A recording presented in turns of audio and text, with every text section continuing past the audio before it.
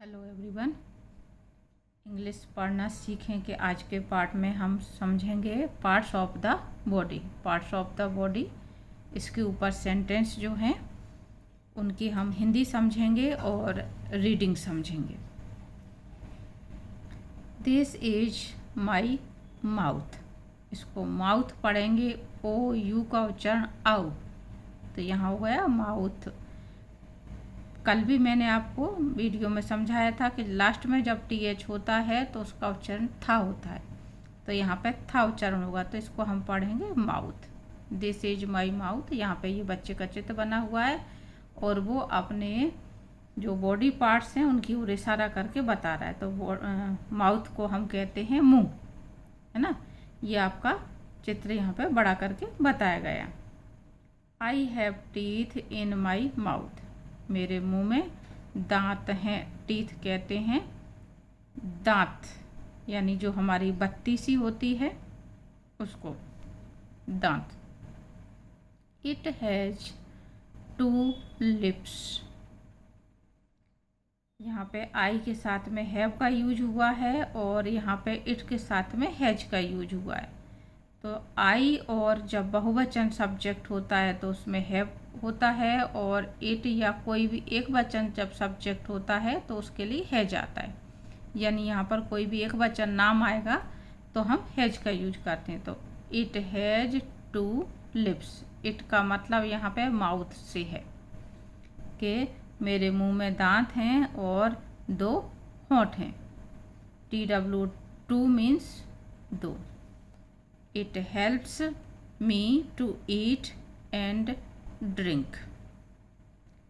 Help means मदद करना, me यानी मुझे, it helps me यानी ये मुझे मदद करते हैं, to eat and drink.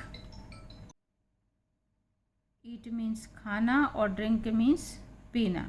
तो ये मेरी मदद करते हैं खाने में और पीने में। दांतों की मदद से हम भोजन को चबाते हैं और लिप्स भी उसमें हमारे काम में आते हैं। भोजन, कोई भी चीज़ को हम खा रहे हैं और ख़ास करके जब पी रहे हैं तो हमारे लिप्स काम में आते हैं, और जब हम कोई भोजन को चबाते हैं तो हमारे टीथ काम में आते हैं। इसलिए यहाँ पे ये बात कही जा रही है, it helps me to eat and drink, ये मुझे खाने में और पीने में मदद करते हैं।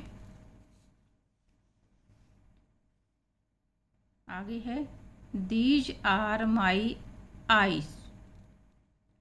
अब यहाँ पे बच्चा इशारा करके आपको बता रहा है आँखों की तरफ, और यहाँ पे ये आपका हाईलाइट करके बताया जा रहा है कि आँख के बारे में। तो ये मेरी आँखें हैं। अब यहाँ पे आई शब्द बहुवचन है, एस लगा हुआ है क्योंकि हमारी 2 आँखें होती हैं, एक नहीं होती है, तो आइस बोलेंगे इसको। आई हैव 2 आइस, मेरी 2 आँखें हैं। दीस आर माई आइस, ये मेरी आँखें हैं, मेरी 2 आँखें हैं। इस तरह से आई हैव करके हम जो भी हमारी कोई चीज़ हमारे पास होती है उसकी संख्या और नाम लिया करते हैं। आई सी विथ माई आइस, आँखों से क्या काम लिया जाता है ये आपके दूसरे कलर में बताया जा रहा है। जो भी वर्ग है इसका, आई सी, सी मीन्स देखना, विथ माई आइस यानी अपनी आँखों से। यहाँ पे से शब्द के लिए विथ का यूज किया जा रहा है। विथ में भी टीएच लास्ट में है, इसलिए इसका उच्चारण था होगा। तो ये आपको ध्यान रखना है कि इस तरह से जब हम बॉडी पार्ट्स पढ़ रहे हैं और जब इनके काम बताए जा रहे हैं तो इसमें हम विथ का यूज करते हैं। हम फ्रॉम वगैरह जो से अर्थ निकलता है प्रोपोजिशन का, उनका यूज नहीं होता है। नेक्स्ट है आपका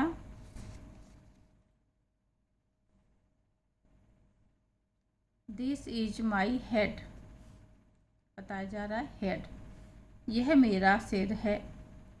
आई have hair on my head, मेरे सिर पर बाल हैं। हेड मीन्स सिर और हेयर मीन्स बाल। अब यहाँ पे हेयर शब्द प्लूरल नहीं होता है कभी भी, क्योंकि जब भी बाल कही जाती है, बाल हमारे सिर में जो होते हैं वो अनगिनत होते हैं, यानी उनकी गिनती नहीं की जा सकती। तो ये अनकाउंटेबल हो जाती है, यानी अनगिनत जो भी चीज़ होती है जिसकी गिनती नहीं की जा सकती है उसको सिंगुलर और प्लूरल नहीं बनाया जाता है, यानी एक वचन और बहुवचन नहीं करा जाता है, उसमें एस नहीं लगाया जाता है। तो इसलिए यहाँ पे सिर्फ हेयर शब्द आएगा, हेयर्स नहीं आएगा। तो I have hair on my head. और जब कोई चीज़ कहीं पर होती है तो स्पर्श करते हुए किसी के ऊपर होती है तो हम ऑन प्रपोजिशन का यूज करते हैं, इसलिए यहाँ पे ऑन आया। मेरे सिर पर बाल हैं, ये अर्थ निकला इसका। तो आप इस तरह से हिंदी में अगर कह रहे हैं किसी से बात को कि मेरे सिर पर बाल हैं या मेरे सिर पर टोपी है, इस तरह से कुछ भी, तो हम उसी अनुसार सेंटेंस को चेंज कर लेंगे। I have hair on my head, I have cap on my head, इस तरह से। माई हेयर इज ब्लैक, मेरे बाल काले हैं। अब यहाँ पे हेयर शब्द आया है, उसके लिए ब्लैक बताया। आप जो कुछ भी शब्द यूज करें उसका कलर यहाँ पे बता सकते हैं। यहाँ पे हम हेयर पढ़ेंगे, ये ब्लैक शब्द मैं आपको बता चुकी हूँ। सी के जब भी आएगा तो हमें सिर्फ का उच्चारण करना है, ब्लैक। नेक्स्ट है आपका दीज आर माई ईयर्स, कान की तरफ इशारा कर रहा है बच्चा, कान के बारे में बताया जा रहा है। These are my ears, ears बहुवचन लिखा है, एस लगा हुआ है क्योंकि कान हमारे दो होते हैं। आई हैव 2 ईयर्स, मेरे 2 कान हैं। I hear with my years, मैं अपने कानों से सुनता हूँ। तो कानों का काम क्या है, what is the work of years, यहाँ पे दिया हुआ है हियर, यानी सुनना। तो I hear with my years, मैं अपने कानों से सुनता हूँ।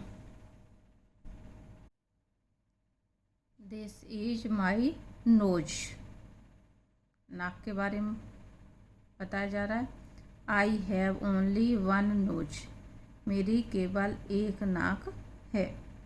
I smell with it, smell उच्चारण है आधा सा माँ और एक ही मात्रा, स्मेल। मैं अपनी नाक से सूंघता हूँ, स्मेल मीन्स सूंघना।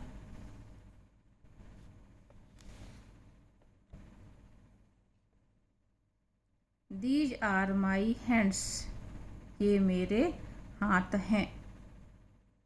दीज आर 2, ये 2 हैं। तो पिछले वीडियो में मैंने आपको जब दिस, दैट और दीज, दोज का प्रयोग समझाया था तो आपको बताया था कि दिस का प्रयोग एक वचन के लिए और दीज का प्रयोग हम बहुवचन के लिए करते हैं। तो यहाँ पे दीज क्यों आया, क्योंकि 2 हाथ हैं। तो बच्चा बोल रहा है ये, जब हम अर्थ निकलता है ये तो हम दीज का प्रयोग करते हैं। तो दीज आर माई हैंड्स, यानी ये मेरे हाथ हैं। दीज आर 2, ये 2 हैं। I work with my hands, मैं अपने हाथ से काम करता हूँ। हाथ से क्या काम होता है, वर्क। नेक्स्ट है आपका दीज आर माई लेग्स, ये मेरे पैर हैं। पर से ये बहुवचन शब्द आ रहा है इसलिए दीज, और दीज के साथ में आता है आर, इज नहीं आता है। तो दीज आर माई लेग्स, ये मेरे पैर हैं, टांगे हैं। आई हैव 2 लेग्स, मेरी 2 टांगे हैं। I walk with my legs, यहाँ पे आपका साइलेंट लेटर का नियम आया हुआ है कि एल के बाद जब भी के आ जाता है तो हम एल को साइलेंट रखते हैं, के का उच्चारण होगा। तो यहाँ पे I walk with my legs, मैं अपने पैरों से चलता हूँ, टहलता हूँ। तो इस तरह से ये आपके बॉडी पार्ट्स के ऊपर सेंटेंस थे। आगे मैं एक्सरसाइज बता रही हूँ छोटे बच्चों के लिए। अगर आप छोटे बच्चों को सिखा रहे हैं इंग्लिश तो ये रीडिंग के बाद आप इस तरह से उनसे पूछ सकते हैं जिससे आपको ये समझ में आ सके कि बच्चों ने कुछ सीखा कि नहीं सीखा या कितना ध्यान दिया। यहाँ पे join correctly with a line, यानी मैचिंग दी हुई है बॉडी पार्ट्स की और उनके वर्क की। ये दिया हुआ है आपका here, work, walk, eat and drink, smell और सी। तो किस बॉडी पार्ट्स का क्या काम है उससे मैचिंग करनी है। तो ये हियर दिया हुआ है, हियर मीन्स सुनना। सुनना इसमें से किसका काम है, बच्चे को आपको बोलना है कि वो उंगली रख करके आपको बताए। फिर है वर्क, वर्क के साथ में आपका आएगा हैंड, वॉक ये आएगा आपका लेग, ईट एंड ड्रिंक आपका आएगा माउथ, स्मेल आएगा आपका नोज और सी आएगा आपको आइस। तो इस तरह से आपको बच्चों को पूछ लेना है कि किसका क्या वर्क है, बच्चों ने इस बात पे ध्यान दिया कि नहीं दिया। इसके अलावा बॉडी पार्ट्स के ऊपर क्वेश्चन बनते हैं, क्योंकि हमने ये बराबर ये संख्या पढ़ी है कि 2 आँख होते हैं, 2 हाथ होते हैं आपके। इस तरह से हम बच्चों से क्वेश्चन पूछा करते हैं, how many ears do you have. बहुत से लोगों को ये क्वेश्चन बनाने में दिक्कत पड़ती है, तो यहाँ पे मैं क्वेश्चन बता रही हूँ। इसी तरह से सभी बॉडी पार्ट्स के लिए हो जाएगा। How many ears do you have, आपके कितने कान होते हैं। ईयर्स मीन्स कान, तो हम इस तरह से पूछेंगे इसके लिए, how many ears do you have. उसी तरह से how many eyes do you have, how many hands do you have, how many nose do you have. ये सभी इसी तरह से हम अलग अलग बॉडी पार्ट्स का नाम लिखेंगे और पूछ लेंगे। अब यहाँ पे यू पूछा जा रहा है और इसका जवाब क्या होगा, आई हैव 2 ईयर्स। जो हमने अभी पढ़ा था इनका जवाब वही है। How many nose do you have, मान लो ये क्वेश्चन पूछा तो आंसर आपका यही बनना है, I have only 1 nose. How many hands do you have, तो आई हैव 2 हैंड्स। यहाँ पे संख्या दी जा रही है, क्वेश्चन के अनुसार ही हम जवाब देंगे। I have 2 hands. How many legs do you have, तो आई हैव 2 लेग्स। तो आई हैव के बाद हमें उस चीज़ की संख्या बोलनी है, उस बॉडी पार्ट्स का नाम बोलना है। तो इस तरह से इनके आंसर बनेंगे। बॉडी पार्ट्स के लिए मैंने आगे थोड़े से कुछ और डिफरेंट क्वेश्चन बताए हैं। हम क्वेश्चन को इस तरीके से पूछ सकते हैं, how many eyes have you. अब आप ये बात ध्यान रखें, बच्चे अगर छोटे हैं आपके तो आपको आंसर जो लिखना है किस में लिखना है, 1 वर्ड में लिखना है। यानी बच्चों को पूरा सेंटेंस रिपीट करके नहीं लिखना है अगर आप राइटिंग के लिए दे रहे हैं।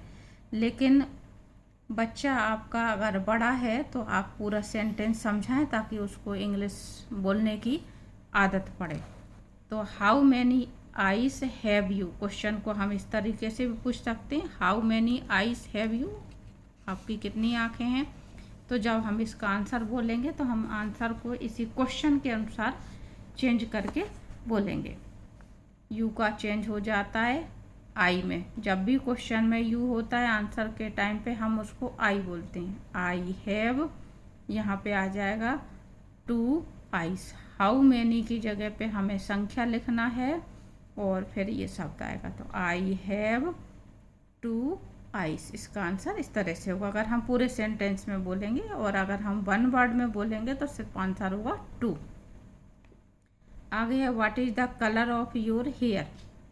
ये कलर के लिए आप किसी भी चीज़ का कलर इस तरह से पूछ सकते हैं, what is the colour of your hair. जब भी यू है तो हम आई करेंगे और जब योर है तो उसके लिए हम हमेशा आंसर के टाइम पे माई शब्द का यूज करेंगे। तो यहाँ पे जो आंसर बनेगा वो यहाँ से बनेगा, the colour of my hair. यहाँ पे योर को माई में, तो the colour of my hair is को हम यहाँ ले जाएंगे और फिर आएगा आपका ब्लैक। इसी तरह से आप किसी भी चीज़ का कलर पूछते हैं, what is the colour of sky, your hair की जगह मान लो हमने कह दिया स्काई, आसमान का रंग क्या है, तो the colour of sky is blue. इस तरह से हम करेंगे। How many fingers have you, आपकी कितनी उंगलियां हैं, तो आई हैव, यहाँ पे हाउ मैनी की जगह पे हम संख्या लिखेंगे 5 fingers. What does your mouth do, आपका मुंह क्या करता है, तो यहाँ पे हम आंसर जो लिखेंगे वो लिखेंगे I eat and drink with my mouth. I eat and drink with my mouth. आगे है how many toes have you, toes कहते हैं पैर की उंगलियों को, तो हम यहाँ पे अगर दोनों पैर की उंगलियाँ मिला लें तो दोनों 10 हो जाती हैं, और अगर एक पैर की बात करें तो 5 होती हैं। तो आई हैव, यहाँ पे आप चाहें तो 10 टोज लिखें या फिर 5 टोज लिखें, ठीक है, क्योंकि क्वेश्चन में ऐसा कुछ नहीं दिया है कि एक की पूछी जा रही है या 2 की पूछी जा रही। आमतौर पे हम संख्या मिला कर के भी बता देते हैं और एक की भी बता देते हैं, क्योंकि यहाँ पे जैसे मैंने कहा कि 5 फिंगर्स, ठीक है ना, तो इस तरह से हम यहाँ पर भी 5 टोज कह सकते हैं। उसके बाद फिर इस तरह से फिल इन द ब्लैंक्स दिए हुए हैं, फिर से उनके वर्क के ऊपर है। उसी चीज़ को हम डिफरेंट तरीके से अगर पूछना चाहते हैं कि कौन सा बॉडी पार्ट्स क्या काम करता है, बच्चे को याद हुआ कि नहीं हुआ, तो आई हियर विथ माई, यहाँ पे बॉडी पार्ट्स का नाम लिखना है। I walk with my, body parts का नाम लिखेंगे यहाँ पे, है ना। I hear with my years आएगा, यहाँ पे लेग्स आएगा। इस तरह से आपको ये एक्सरसाइज करवानी। I work with my hands, I walk on my feet, I smell with my nose. तो उम्मीद करती हूँ इतना आपको समझ में आ गया होगा, और आप ये जो मैंने एक्सरसाइज बताई हैं उन्हें अवश्य करेंगे। इसके अलावा मैं बॉडी पार्ट्स का उच्चारण बच्चों को थोड़ा दिक्कत पड़ता है, उनको आपको और बता रही हूँ। अगर आपको याद करना है तो आप इसमें से देख सकते हैं, यहाँ पे उच्चारण भी है और साथ में उसका हिंदी मीनिंग भी लिखा हुआ है। तो उच्चारण में आपको सिखा चुकी हूँ, पूरे बाउल्स मैंने समझा दिए हैं आपको, और बाकी लेटर्स का जहाँ उच्चारण दिक्कत थी वो भी मैंने आपको प्रोनाउंसिएशन पूरा बता दिया है। तो आप इसमें से बच्चों को 5 मीनिंग भी रोज़ाना याद करवाते रहेंगे तो पूरे बॉडी पार्ट्स बच्चों को याद हो जाएंगे।